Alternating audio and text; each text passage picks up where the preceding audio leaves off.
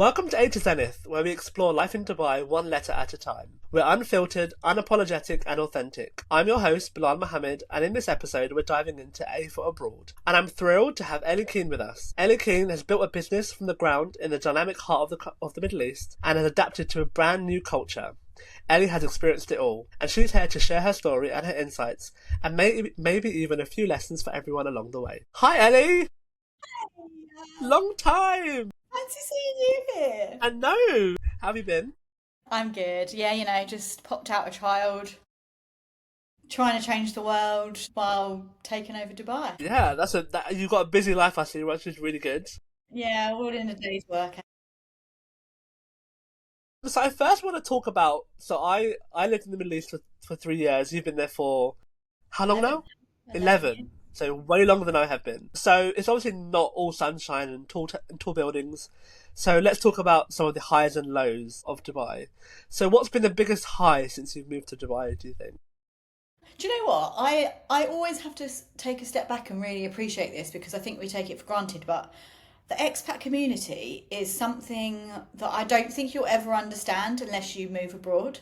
Like, I think I've been in situations here where I've really needed people. Like, I was in the famous torch fire. I can't even remember how many years ago that was. And I was homeless for 2 weeks, I think. And people I'd met like once offered me their house, like you just really have this amazing connection with people that aren't your family but feel like your family, and you would do anything for those people. Yeah, totally. And it's bizarre because actually you don't know them. Like, you've probably met them once in the bathroom at a brunch, and then you become best friends and you're like sleeping on their couch when your house is on fire. It's so weird. But I think that actually is probably one of the things that I love most about being here. Just that connection with randoms. I'll give you an example. Please. Yesterday, I gave away, so my beloved cat died 2 weeks ago, and I was giving away I know, Bobby. It was his time. He was old. I gave away his food, his litter tray, loads of litter that I had left over. I left it outside my villa and just put a note that said, free to a good home. My kitty is now in cat heaven, with a little sad face. And someone took it straight away and left on my door, on my handle of my door, a bag full of chocolate that said, "So sorry for your loss, thank you for the cat food." I was doing a good deed, and someone then gave me a good deed back, and they didn't need to do that, but they Yeah. did it because they were just a nice person. So that's just an example of people, the connection here with people you don't even know. That's Everyone really looks after each other. It's really nice. I always remember. So one of my fondest memories of Dubai. I'm not just saying this because it's you, but it's literally coming to your house for Christmas and you lighting the tree On the 1st of November. on the 1st of November. Yeah, You're right. The community there is so strong. yeah, it's honestly and I try and explain it to people that don't live here, and they're like, "Oh yeah, we get it," and I'm like, "No, you don't get it because you've not experienced that. You can say you say hello to your neighbour in the UK, maybe, or someone to say hello to in the street, but it's not the same thing. Yeah. You have this weird connection with people that live here. It's just bizarre. And I also find it crazy that you meet people from around the world. Yeah. I think I've met someone from every continent. Yeah, and it's Or not maybe, weird. It's not yeah. it doesn't feel weird. I don't know. I don't know how I'm trying to say this, but it's just normal to be like, "Oh, where are you from?" "Oh, I'm from Zurich." "Oh, I'm from Australia." "Oh, I'm from." It's there's no shock to anything anymore. It's It's okay, so cool, move on. it's so true. And when I met you, we were both like, "We're from Essex." Yeah, respect. Bruh, bruh. Literally. That was the weirdest thing I've ever done. I actually am quite posh for an Essex girl, so me trying to be chavvy is just not working. So delete that. Um, and obviously on A to Zenith, we keep it real. So can you tell me some of the lows that you've experienced? I mean, Dubai is obviously amazing at loads of stuff, but the paperwork, trying Yes. to sign up to get your credit card sorted, or changing villas and having to speak to honestly, I remember when I first moved here, you had to do checks for everything, and I was like, seriously, are we in the 80s? It's ridiculous. They didn't have direct debits for the basic things like paying your phone bill. Yeah. Just it honestly, sometimes you want to hit your head against a brick wall, and you have to be quite patient to live here, I think, because when someone says let's meet Wednesday at 10, they mean Friday at 8 p.m., and you just have to accept that nothing here goes to plan, really, which has been a real learning curve when it comes to like opening a business as well. Because you're like, you need this tomorrow. Okay, your tomorrow is probably next week, so I'm going to do it in my own time. Yeah, I think you're so right. But I think one of the biggest lows that I faced in Dubai was, although it's tax free, yeah, that's great. You don't have to pay any taxes. There's Yeah. so many hidden fees Yeah. in everything. And Like when they do a typing fee, and you're like, sorry, I just wrote this. Why am I paying you to spell? yeah, literally. And like when I moved to my flat, there was like an Ijari fee, and there's like a fee to literally like turn on the gas pipe. Like there's just fees everywhere.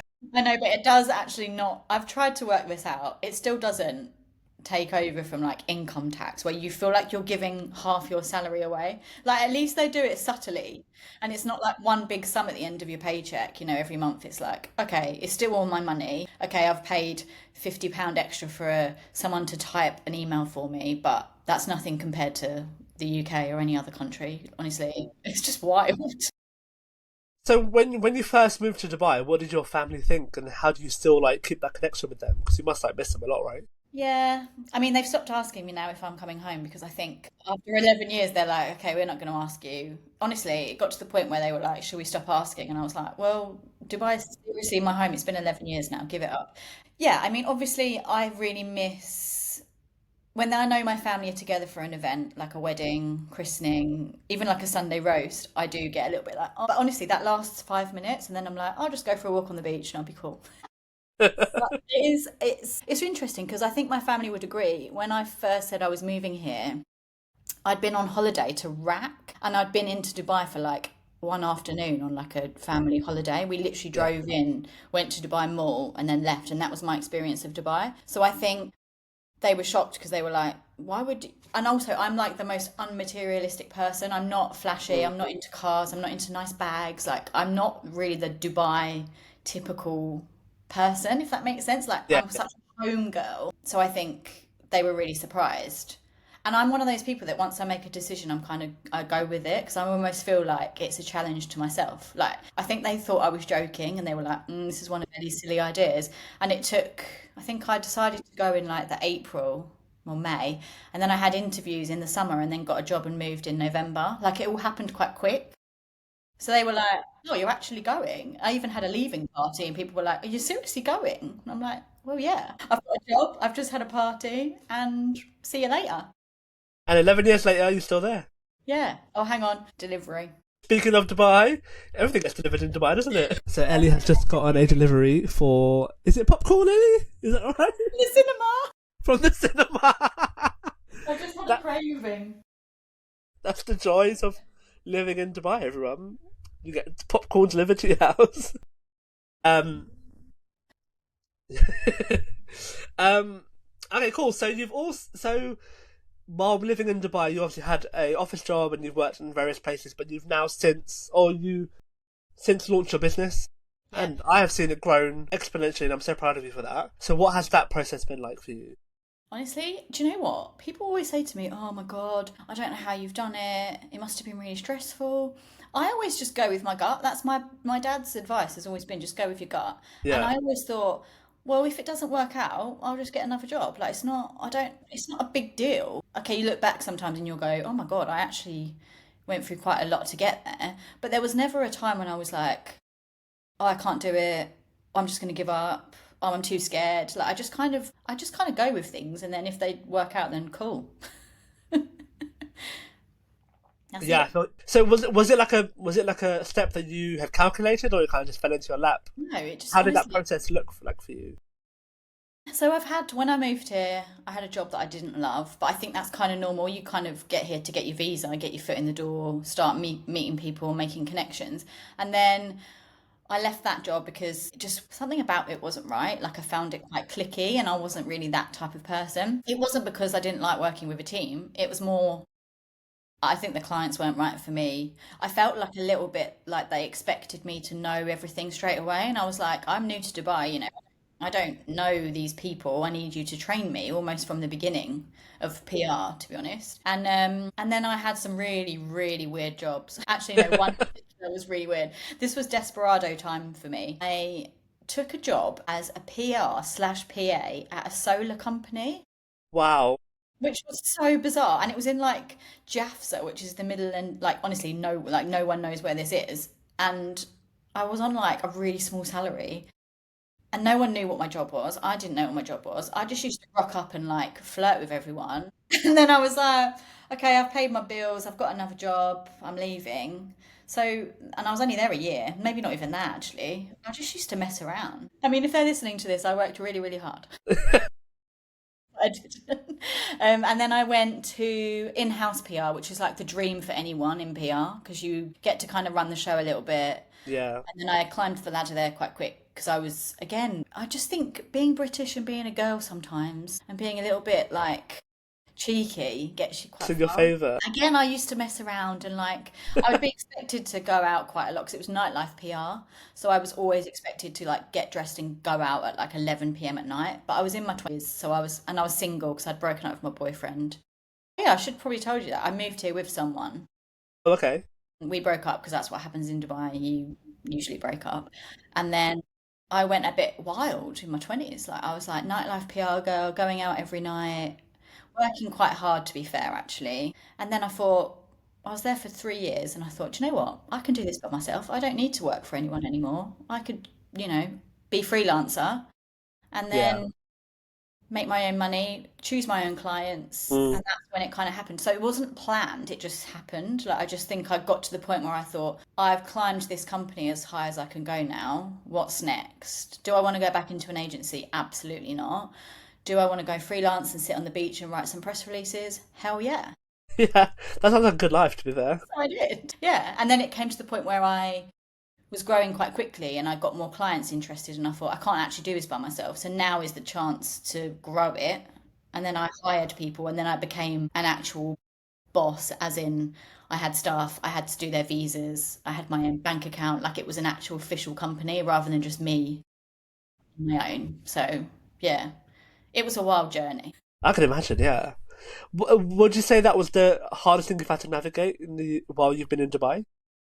Do you know what? No, because everything here is quite easy. If you appreciate things take longer than most countries, if you understand that, again, like I said, if someone says tomorrow, it means next week. If you like willing to kind of like chill and just go with it, it can actually be quite easy. And I also think Dubai is really supportive of people making their own businesses. You know, like I think it encourages that. It doesn't make things difficult in that sense because they're quite openly want you to do that here. I would say the hardest thing in living in Dubai has been things like being in a fire and like not having a house for 2 weeks, that type Mm. of stuff. Like mentally taking on that was quite hard work. But other than that, I don't think stuff like that you think would be stressful is stressful.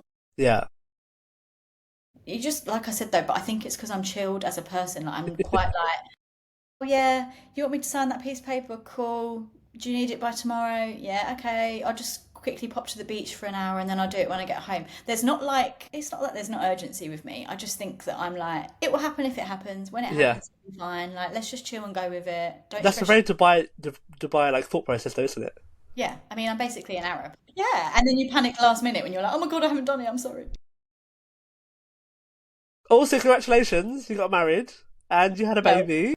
I don't know if we class it as a wedding because John and I decided to have a baby. It happened very quickly, and then we thought, well, we need some good insurance, so we better go and get married. So we got married because I needed his insurance. It was not romantic. I've not got a ring. There was no proposal.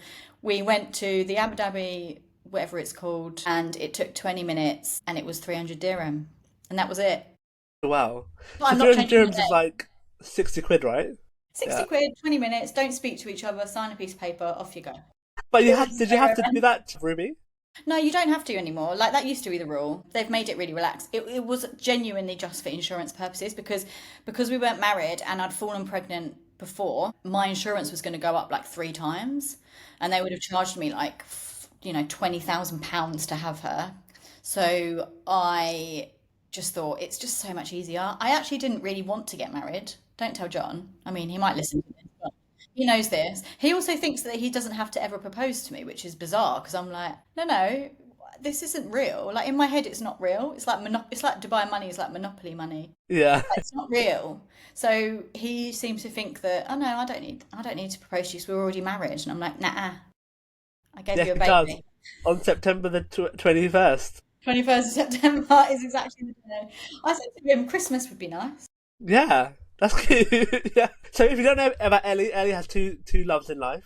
One is Christmas, and one is a song. What's the name of the song? September, September by Earth, Wind and Fire. Yeah, it's a Yeah, bang. that's two loves in life. I mean, honestly, every year on the 21st of September, I'm patiently waiting for a proposal, Yeah. and it never happens. So I just think I need to give up. Or he needs some nudging. He gets enough nudging. I Even just his family are like, "Come on, mate, you're taking the pee now. Give her a ring. She's giving you a child." But do you know what he said? You'll find this funny. He went to me, "Well, you're not going to take my surname, so what's the point?" Which is true. I don't want to take his surname because that's my name and I like my name. So leave me alone. And his motto, he said to me, "Well, no king, no ring," which is obviously his surname. And I was like, "Hun, it's the other way around.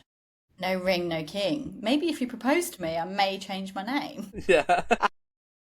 He knows I won't. He's not doing it. So let's Ellie just, King. It'd have to be King PR. I don't know how I feel about yeah, I'm that. not changing it. Well, Yeah. we actually discussed double barrel, and I said that I would be up for it until we realised that Keen King or King Keen. Yeah, King Keen sounds like King Key.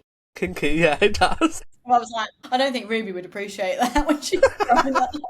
Yeah, you don't want to have that at all. How Oh Ruby god. Kinky. I've written down to lighten things up. We've already been laughing a lot. I want to move on to another section called Culture Shock Confessions.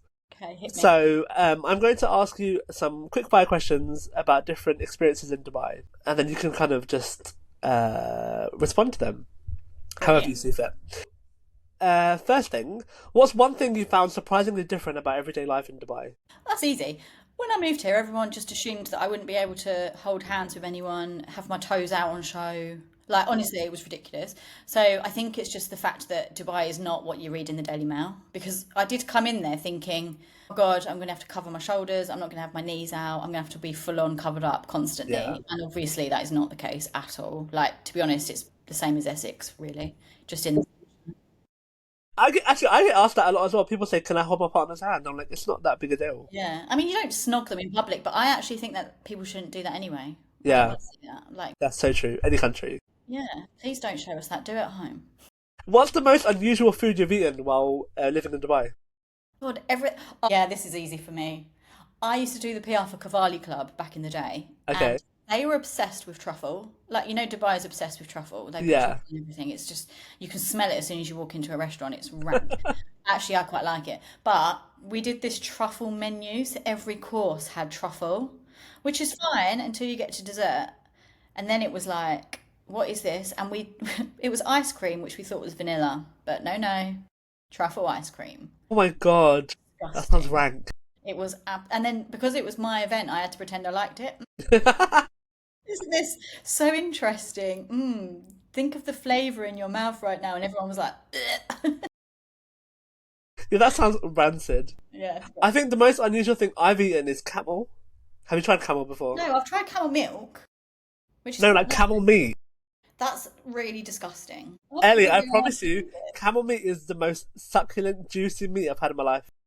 What does it taste like? Chicken? It's like What is it like? White meat or it's like? white meat. It's as close to chicken, yeah. I don't But it's know. the camel meat burger I had was like Where the chef's kiss. hell makes that in Dubai? I really can't remember where I had it. I'll find out and let you know. No, I don't think I want to go there. I thought they were like sacred animals here and you weren't allowed to touch them. Even when they walk out in front of you in the road, you have to like wait for them to pass. You can't even bip your horn. They go mental. Really? Yeah, I thought Oh, that, but clearly not because you're eating them. So, fairly not. Yeah, I had camel quite a few times. oh, gross. What's a habit you've picked up in Dubai that you didn't have before? I mean, the fact that I now am horrendously aggressive when I drive in the UK because everyone here is absolutely nuts and you have to really stand your ground in the car. I only started driving here this year. I've had my license since I was 17, but I've been too scared to do it here because people are absolute morons. Yeah. But I have to say, I've learned that being a driver is better than being a passenger here because you're in control of the car. So I've got this massive BM thing, and I'm a right knob. Like I am that person that's using their horn and going up people's asses when they're cutting you up and stuff. But I have to be careful I don't take that habit back home because obviously in the UK everyone's quite calm and nice to each other and lets you Yeah. out. But here it's like, nah, it's a free for all. Yeah, You just exactly. you've got to go for it. So that's probably the worst habit. And just being lazy like Dubai people are sometimes, you know. Like, Yeah. oh, it's fine. Inshallah. Inshallah. Tomorrow. Exactly, yeah. What is the biggest piece of advice you received before you moved to Dubai? Right. Well, going back to so my mum and dad have always taught me to life I don't know, they're quotes or like pieces of advice, whatever. My dad's has always been go with your gut. And I have to say, I think that's the best advice because you just know. Your gut knows if something's not right. And if it's Yeah, not totally. right, you need to act on it. And then my mum's is there's two sides to every story, which is a really annoying one because it meant that whenever we were like, I was coming home from school and being like, Mum, this person's bullying me, she'd be like, well, let's see it from their side. And you're like, no, there isn't a side. But it has taught me in life that you have to kind of take a step back sometimes and assess the situation and see it from two sides. So I would say actually those two things have carried me through life, not just Dubai. I'm not sure Yeah. about the specific Dubai thing. Probably was like, don't get arrested, That's a good one, to be fair. which I'm I surprised I heard they haven't. shave your head. Huh? I heard they shave your head. Is that true? Who shaves your head? Like if you get put in jail, they shave your head. I have no idea. I've heard they're not very nice places. They like throw you in with like loads of people, but I mean, it's not on my to-do list, so maybe one day I'll let you know. Please don't. I am bailing you out. And speaking of advice, what advice would you give to someone considering moving abroad, or particularly Do to it. Do it. Do you know what? I hear so many people saying to me, aren't you lucky that you've got your own business? And I'm like, it's not luck, hard work. It's passion, it's patience, it's knowing the right people, and it's just taking the risk and getting on with it with a smile on your face, right? And I think that people say that about Dubai. Oh, you're so lucky you live in Dubai. And I'm Yeah, like, do it then. And they go, oh, I wish I could do that. But I can't because, and then they list all these reasons, which are things like, I miss my family too much. It's too far away. It's too hot.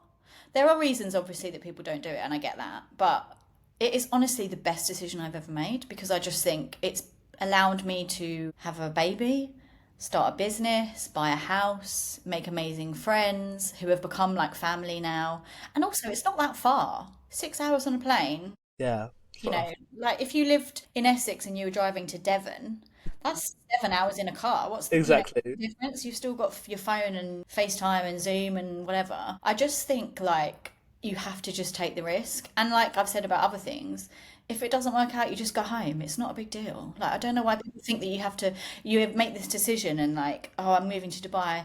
And if it doesn't work out, then that's my life over. It's like, well, not really. You just move home and move on. Yeah, You're not exactly. stuck here either. Like, no one's going to hold you hostage. No, it's fine.